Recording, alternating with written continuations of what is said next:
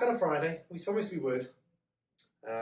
Whether you wanted it or not. Well, yeah, I mean, we are here. We promise that we'll deliver, whether you want it or not. You'll have to tell us you don't want it. Yep. How about that? That's the worrying thing, though. What if someone does that? That would be awful. Don't send us your questions. Send us your requests for us to stop doing this, and then we'll. And if you don't, we're just going to keep going. It's as simple as that.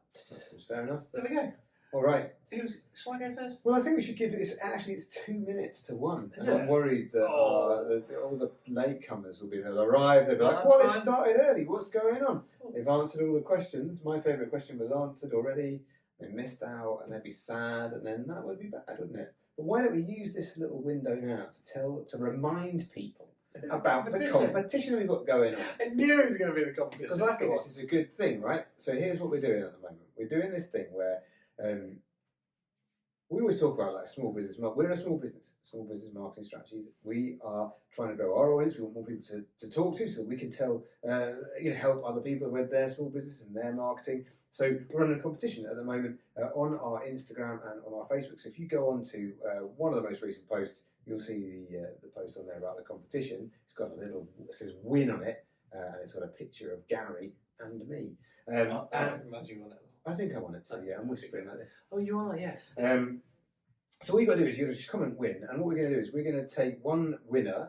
We're going to look at all your social stuff, all your website, give it a good old review, and then we're going to create some content for you. We're going to create some graphics for you. We're going to do all this stuff. God, we are. We're going to do a couple of weeks worth of your social content. Hopefully, give you not just stuff you can get done, but then stuff that's going to give you some momentum going forward. So you'll be able to use this stuff over and over again, social templates and stuff, to do loads more stuff. So it's a pretty cool prize. That we're quite excited to do it because we love looking at this sort of stuff for people. It'll be fun. And I think it'd be a great opportunity. So if you haven't entered yet, please do so. And that leads us to 1 o'clock perfectly. So I think it's time to begin. Should I start asking you the first question? Why not?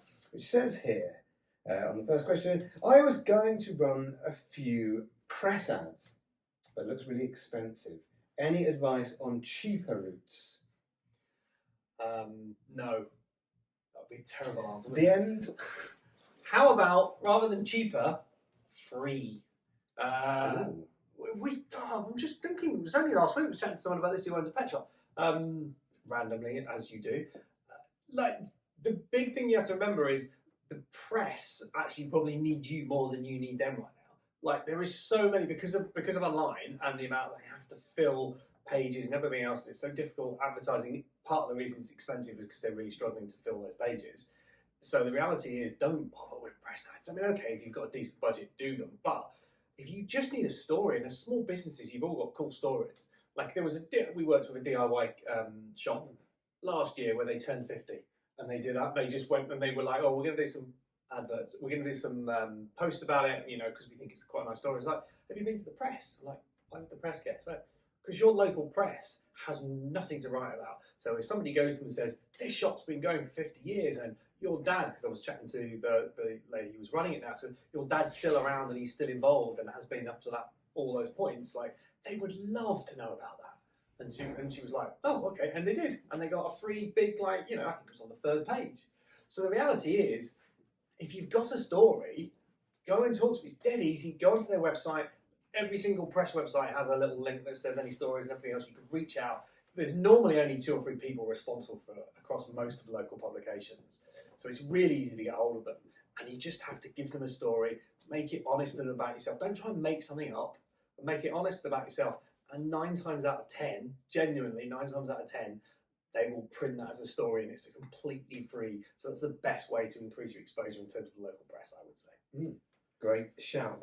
What I would also, if I may add to that, add away, if I may, we do have that conversation quite a lot where people say, "Oh, no, I've tried ads. I've tried local ads. They don't work.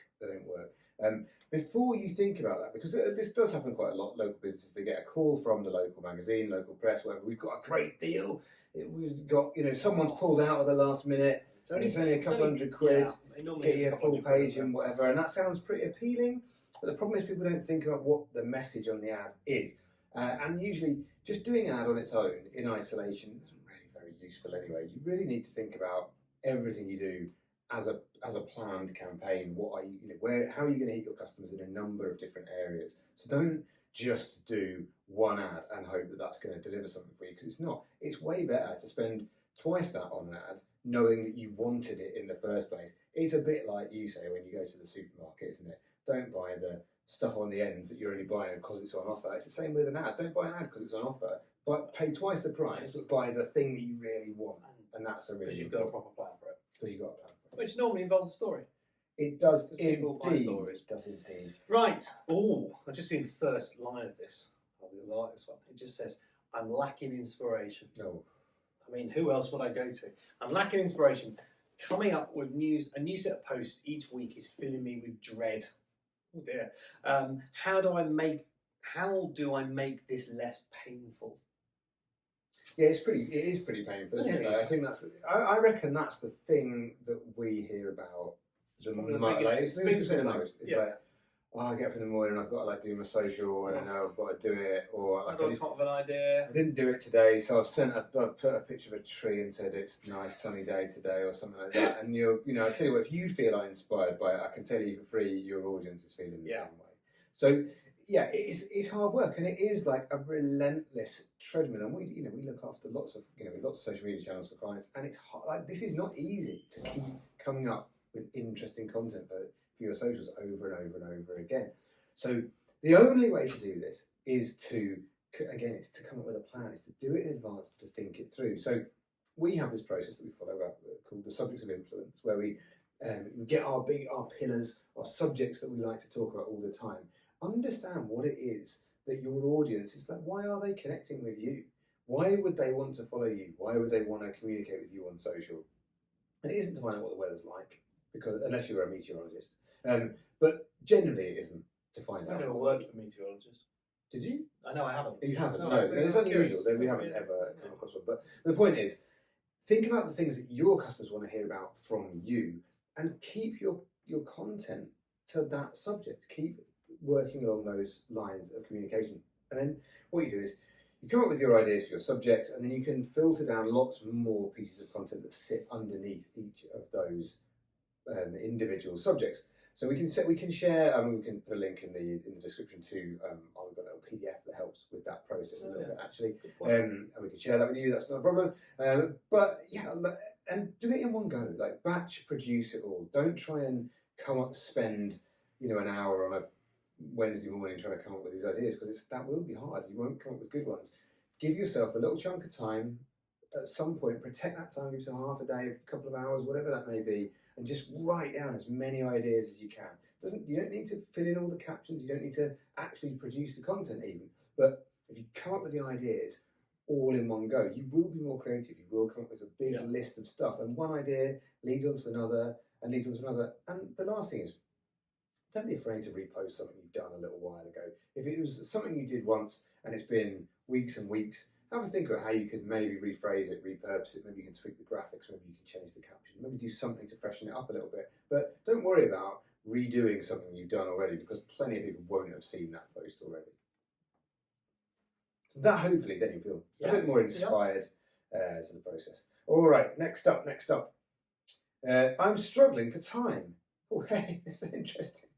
I should read these in advance, then I wouldn't ask this question. I'm struggling for time. Is it okay to reuse old content? Will it make me look bad? If you ever need proof that he doesn't read them in advance and it is done live, there is proof. Well, the only thing I would add to what you just said, is part of the reason why people panic about reusing stuff is they just think, people are going to think they're boring, and it's just like, oh God, I've seen them again and again. I have two things to say on that. Number one, what is it? 10% of your audience will ever see your post that you put out. So you might have, even if you have 1,000 followers, it's probably when you put a post out, only 100 of people will actually see it. So when you say I've put that out before, I don't want to reuse it, the majority of your audience didn't see it the first time anyway. So first of all, you're not really repeating for most of the people. It's a repetition. And we were doing a workshop just the other day and someone was saying about that. And I was saying, it's only boring for you because you're having to put the same thing out again and again. But the reality is, for the audience, it's pretty fresh and new. The other thing is, if you're only repeating this stuff every couple of months, it's probably a little bit of an ego if you actually think people remember what you posted a couple of months ago. Even on the small chance that they were that 10% who did see it the first time around, they're probably not going to remember what you exactly posted out, 2 months ago. And on the absolute outside chance that they did, do you know what they're going to think? That you're somebody who goes on about that subject a lot. It means you must know loads about it. You're probably an expert on it. That's not a bad thing, is it? It's not a bad thing when somebody thinks, God, all James does is talk about reposting stuff. Oh, that's brilliant. He must be an expert on it. How do I get around that? So, yeah, I like, as you said, I don't think it's a bad thing. Sometimes you can tweak with it, but the reality is, the majority of the time, the people who see it is going to think it's fresh, and that's what matters, not you. Yeah, if we weren't allowed to say think like your customer more than once, we would be in real trouble. Oh my word! Because that is something literally every other post. We say quite a bit. The other thing to add on that as well is, like, it's actually, if you're talking about, that's good for social content, but if you're talking about like blogs, maybe articles on your websites and stuff like that, it's a great idea to go back to your old stuff and refresh it. If it was something you wrote last year, go back and update it for this year. Google loves that. It's a fresh piece of content, but it's pretty low effort in terms of actually having to do that. So not only is it okay sometimes to repost old stuff, it's actually really advantageous to take something old and refresh it and bring it up to date. So yeah, totally do that, absolutely. Light. Okay, let's see. I'm really bored of saying the same thing. No, it's not what it says. I hate Facebook. What an interesting start, isn't it? I always feel like I stop it there. Talk, discuss. I hate Facebook, but everyone keeps telling me that's where my audience is. But it says that I'm a wedding photographer. Any advice on working around this? Any advice on avoiding the place where all your customers are? Get over it. Yeah, like that.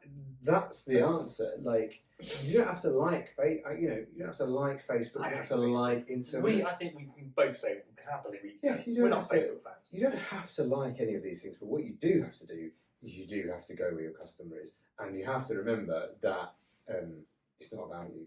That's the long and short of it. Your customer is the most important person. If you want to run a successful business, you have to only care about what your customer cares about. So if your customer, it doesn't matter how much I want to be a TikTok star, if my customer's on Facebook, then I'm going to have to get used to being on Facebook. Yep. It doesn't matter how much I just want to ignore all social media. If that's where the audience is, then that's where you've got to go. So you've just got to deal with this. And there's no other way around it.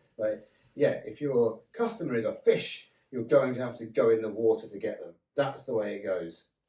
Never saw that one coming. If your customer is a fish, then that's a really interesting business. So weird. I want to know what business you are if your customer is a fish. You might be selling fish food, but I'd still argue that the owner is the fish doesn't actually get involved in the transaction. I don't know how much money fish have got unless they've been inherited it by mad old people. No. Which could have happened. But that's not me dogs and cats. Fishy fingers. Yeah, fishy fingers. Fishy fingers? Fish has fingers? Okay, we should move on now. Let's move on quickly. Let's move on quick. Okay, next one is here. I've taken on a new long-term contract, so taking the plunge and employing some people for the first time. Oh. I'm going to use an HR contractor to make sure I induct them properly. But how do I find someone that is not a complete disaster? So how do I find an HR contractor? How do I find it? I hope not, because I'm not sure I'll be able to answer that one. Yeah.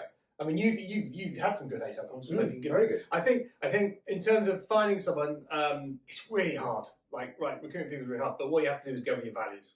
Simple as that. You go out there looking for. But I'm sure there's a. Did it say what business? Sorry, I wasn't listening. It doesn't. Okay. No. But whatever your business is, there'll be practical things I'm sure this person has to do, whatever those practical things are. You obviously need to check those things when you're advertising, but make sure if you're using a recruiter, whether you're advertising, however you're looking for someone, put your values in there.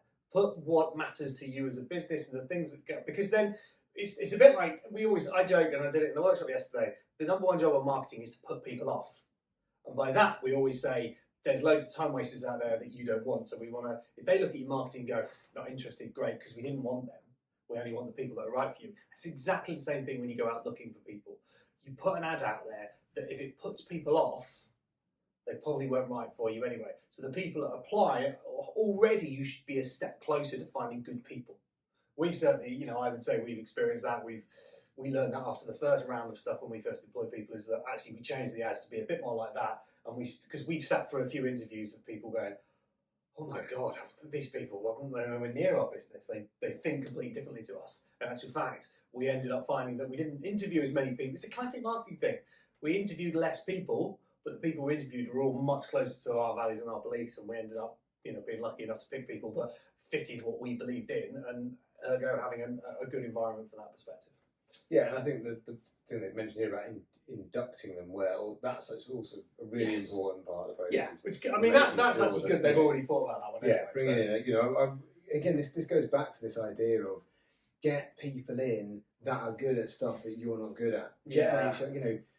Get an HR person that will pay for itself in the way they help the person get started, get organised, all that good stuff that you can do. Most people wouldn't try and do their own accounts, but they try and do all these other things they couldn't do. It always makes me mad. Anyway. Right, next. I sell T-shirts with unusual designs on Etsy and Amazon. Cool. I now want to know what those unusual designs are. I do. Oh, come on! You can't just say that and then not give an example. There's no link to the business either. It's going okay, but I don't know how to get these people back. I'm sure they would buy a second one if I could talk to them. Right. So we think they bought something.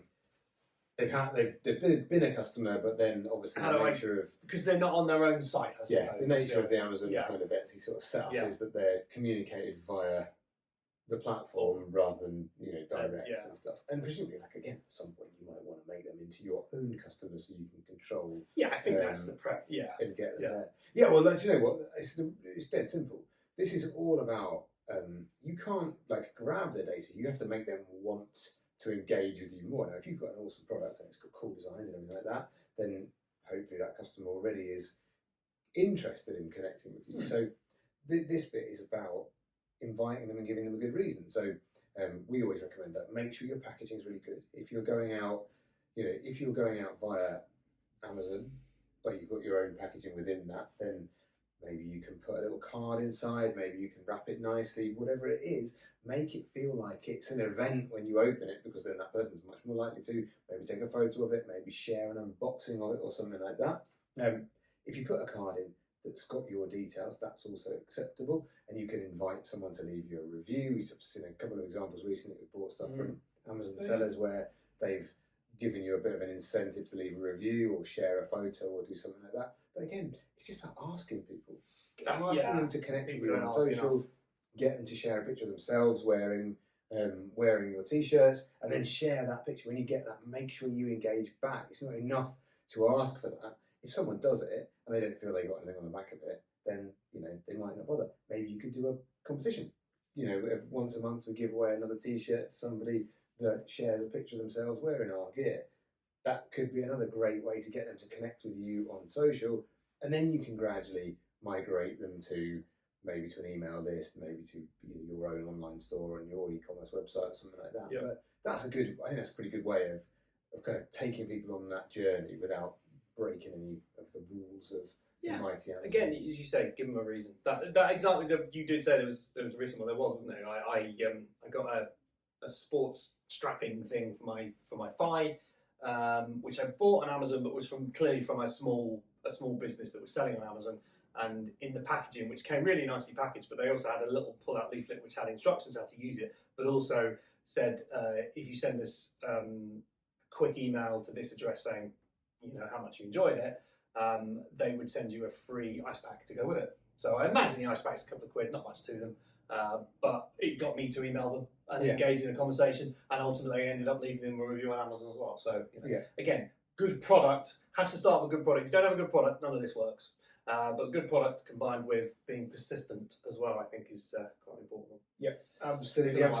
My question. All right, we've got 3 people in our local fashion business now. We sit down weekly and have daily stand-ups and think we are organised people. But things keep falling through the cracks.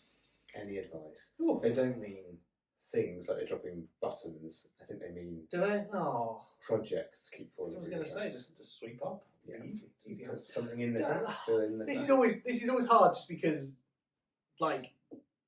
there's billions of ideas and they don't know everything else they're doing. I mean, the fact is you've got daily stand-ups and weekly meetings and stuff like that. It's already a really good start.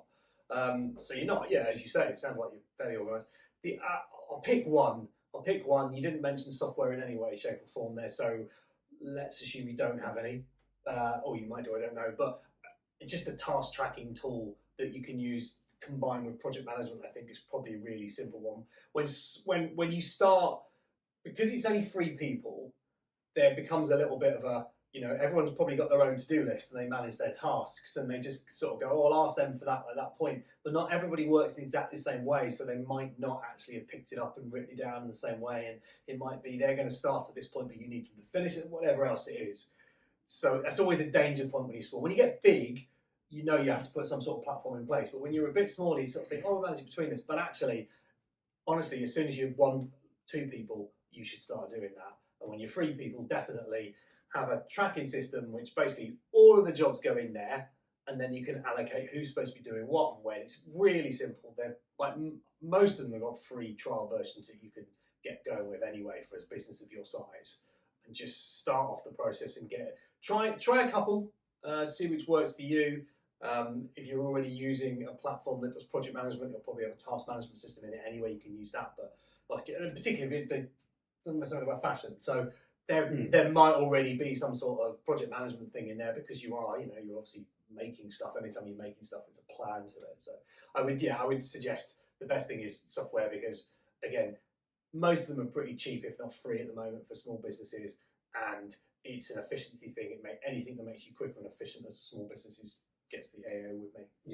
Yeah, especially if you've got 3 people who are doing really different jobs. I mean, that's that. It's not like you've got 3 people that all do marketing and they understand what each other's working on. If you've got like a logistics person and a fashion designer, that's 2 really different types of people.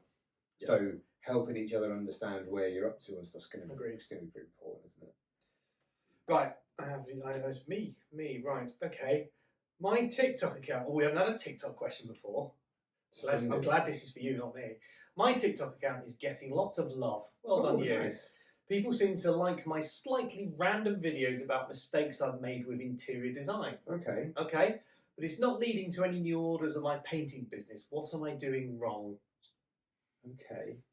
Okay, so we're a painting business. We've got a TikTok account. We're showing funny videos of mistakes people are making. Yeah, I think that about mistakes I've seen. So not necessarily. So it might not be necessarily their mistakes, or I don't know. It could be their mistakes, but yeah. Okay. All right. Okay, I think I can handle this one. So, it's when we're looking at what we're putting out on social media, we're thinking about what are we trying to do with every post that we do. You've got to think about what's your purpose for the post that you're doing, and it sounds to me like you've created a very entertaining channel that's primary job is to entertain, but it doesn't sound like it obviously isn't converting, but it doesn't sound like it's designed to convert. So if you're creating some content that is broadly fabulous and interesting and humorous, then you're going to attract a lot of people, so you're going to get some good numbers, and so you are going to see that number increase. But what percentage of those people are actually looking for a painter to come and paint their house? Yeah. So see where you go. What percentage of those people not only are looking for a painter, but are within the local area that you would serve? So even if you get a percentage of those people you've got all over the world that are interested in your amusing home interiors gaffs, doesn't necessarily mean that the chances of how many of those want some painting doing, how many of them are based in your area, how many of them can afford you, that the numbers are getting smaller all the time. Yeah. So you've got to ask yourself, the first thing is, one, is your converting customer going to be on TikTok? Are they looking at those kind of posts? Are they, not only are they present there, but is that a place where they look at buying things? Because even if we establish, yes, the customer is potentially there, if they're not in the purchasing mood at that point, then maybe that's not the right purchasing place to of that type of thing. Because I think some channels are there that people are like, you could advertise a holiday and people will take an interest in it, but then if you advertise a t-shirt, that's not what they're there for. It's what are they looking to buy? We always think about, like, when we're doing posts, we always think we're in sort of, a kind of period of growth at first. We're trying to get to more people. You want visibility. Then maybe you want engagement, and then maybe you want conversion, you want purchases. So maybe you've got to mix in with your content some kind of educational stuff, some stuff that people are, maybe people who are interested in having some painting done are asking some questions. TikTok's particularly useful for the search function, and you can find out a lot more about what people are looking for there. And maybe you've got to start getting some more communication there around what you do, showing some stuff that you've done, how, maybe you've got to show the mistakes you've seen and how you would have fixed it, or something along those lines. Just let's start talking about your expertise. And then, then really ask yourself, is your customer actually there? Are they actually going to buy on there? Yeah, it's like, the only thing I can think of, because you always go on about cat memes, is if I run a cattery, putting a load of cat memes onto TikTok is not likely to find me customers for my cattery. It's just going to find lots of people who like cat memes. Yeah, but there are lots of those people. There are lots of those people, hence you can get a lot of attention, but not necessarily the right. You have to be really careful about this whole going viral business, because it can really lead you to thinking, "Oh, flipping heck, I've done a great job there." If you go viral and you're an influencer, that's wonderful, because that's what you need, because your product is consumers, is having lots of followers. Yeah, but if you're actually trying to sell a thing, there's no point having a viral following if they're not your customers. Very, very true. Okay, all right. I think it's the last one. Oh. That's great. I am a transformational coach, and I started by myself in lockdown. I had a few clients from previous work. I've got new clients via recommendations, but I've never found any new clients. So to gain clients by referrals, the accidental business, but they haven't actually got any brand new business. Yeah. By reaching out to find people. I'm looking at bringing in a second person, lots of people employing people. Okay. That's good to hear. Bringing a second person on board, so I think I need to start proactively looking. Where do I start? Actually, I'm going to cheat a little bit. Feel free. Because you like, first things first. Like, don't too many people just treat referrals as if they're just a thing and they don't count. But like, referral marketing is huge. It's a multi-billion-pound business, and doing referral marketing is really difficult and really sensible. So actually, the answer is, before you even go off looking for new, let's just see if you haven't just run out of the obvious referrals, i.e. the ones that are coming to you, and actually, can you start doing some proactive referral marketing? Are you mining your network properly? Are you talking to all the people you should be talking to? Have you asked for referrals from these new people that you've met? How did you get those first referrals? Are they from previous work you've done? Are you allowed to go and talk to old businesses? There's a load of things you can do proactively to drive referrals without actually going out and doing, for want of a better phrase, cold outreach. Because that is the hardest thing possible, and that's where, and then you've got to build a big marketing plan into that. But the reality is, there's probably loads of, like, most people's networks are like 10 times bigger than they think. And I'm not talking about just like, I've worked with these 20 people so I can go and talk to them, but every single one of those 20 people has a network of people and they could recommend you to other people. So the first thought for me is just, have you actually proactively done your referral marketing, or is it just all accidentally come to you? If it has, let's actually use our initial network before we even say, I need to go out and find anything new. Let's actually do some proper referral marketing as opposed to just getting a few referrals. Yeah, this idea of like cold outreach, it shouldn't even exist anymore, really, should it? No. There's enough tools out there to be able to do some research, to get to understand the person. Most people that you want to talk to, you can find like a couple of degrees of separation to be able to get yourself an introduction to that person. Yeah. And really that's what that's the way to go, isn't it? But yeah, asking the people you've already got, definitely a good one. And it's easy to ask people you already know and then ask them to recommend. Yeah. Because if you've done a good job, and I assume you've done a good job, because literally if you've got other referrals, it's a good chance. Yeah, and nobody who talks to us, they're all good businesses. Right, okay. Oh, hello. Someone's obviously very excited in the team here. It says, this one came via email. It's the first time we've ever had an email response came back to one of our emails. So this is a very important question. Okay. Every course I do just talks about social media, and I'm a dental practice and I only want to attract a few more local people. So is it worth bothering with? Second I like that. Is it worth it? I don't think it's going to pick up. I don't think it's going to catch on, this social media. I don't think that's the point. No. Right. Again. I know I said it before, I'm going to say it again. Oh, hello. where it doesn't matter what you like, it doesn't matter where you want to, where you want to communicate. Like, you need to think about your customer.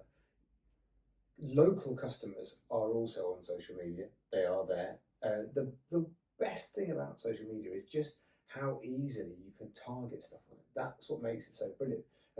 Yes, of course, if you want local customers, think about your Google local listings, think about your Bing local listings, make sure you've really maximised those. Think about your offline opportunities. Again, if you're a local business, think about the other places that your customers go. You're a dental practice, but your customers don't only go to the dentist, they do lots of other Sweet shops. They go to sweet shops, yeah. There you go, nailed it. So you go to the local sweet shop where you know these guys, they're going in there all the time, they're buying a big pound of strawberry bombs. I want to see some hold on, I want to say a 10p mix bag. A 10p mix Can you imagine bag. that wouldn't get you one sweet now, would Yeah, it? it's very quick these days. But so they go in and they're buying these sweets, but you can advertise. Could you advertise there? Are there other places? Are there local magazines? Is there local, some sort of local media you can get engaged with? Are these places that you can potentially communicate with? But once you've had a look at all those, don't ignore social media just because you don't like the sound of it.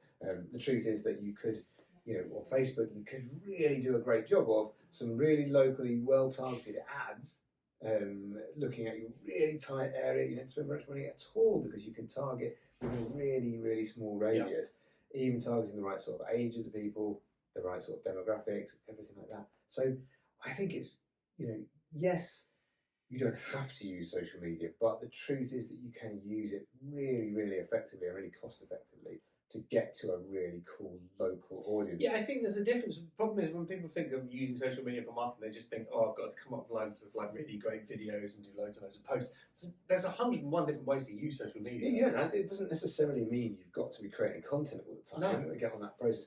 Get your page up, make sure it's got information on it, make sure it's got a few pieces of content to show you're a real business and you exist. But then maybe you just use ads, maybe you just use targeting to do that. That's totally fine. That can be a really successful way of using it. Yeah. There we go. That's it. It's another 10 questions. That was 10 questions. 10 questions wow, done. No, it is our past. Okay, that felt Time's like it was up. really quick. Time's up, There everybody. we go. We are done for another week. Do you want to do another reminder of the competition? Because I know you. I'll mention it again. Okay, You can't mention it too many times. But look, first of all, thank you anyone that's stumbled upon us in the submitted the ether. questions. Thank you for everyone that sent in a question, of course. But give us a follow. Even if you're watching this now and you're not following us, why not? Give us a follow. We'd appreciate it. We'd really appreciate it. And do check out that thing. Enter that competition. We would absolutely love to be looking at your content, giving it a review, giving you some of these, some new ideas, free content ideas, all that kind of good stuff. That would be super cool. We like that. You would hopefully like it too, and everyone's a winner. There we go. Happy days. Now, I have one more important thing. Oh yeah, we won't be here next Friday. It's Good Friday. We're dedicated, but none of us are. We're making sure everyone's off Good Friday, so we won't be here next Friday, but we will be here the following Friday, where James will be by himself. Oh, that's exciting. Oh, Well, you're on holiday. Yeah, I'm on holiday. Let's get one of the teams to come in. Oh, yeah. that's a fun Look, job. they're already nervous. Who least wants to do that? Super. Brilliant All stuff. right. Anyway, Lovely have a good weekend. We'll all see you soon. See you next time. Bye. Bye bye.